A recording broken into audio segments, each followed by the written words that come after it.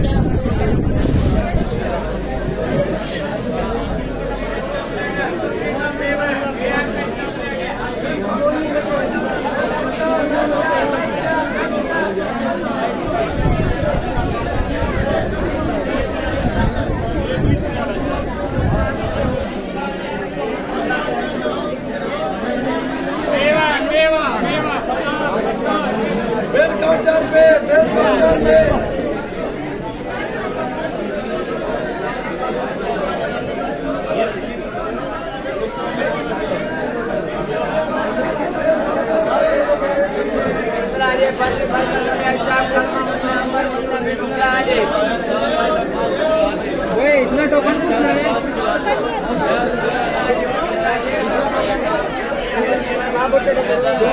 पैसा लो दे दो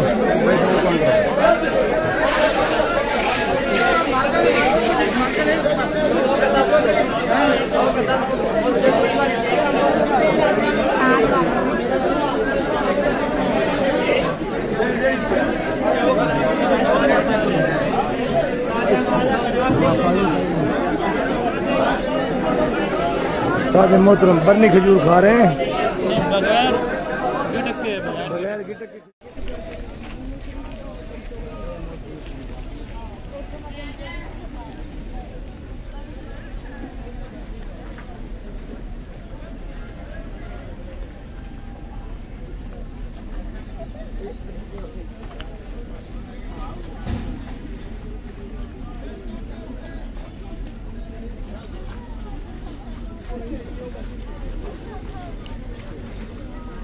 خلاص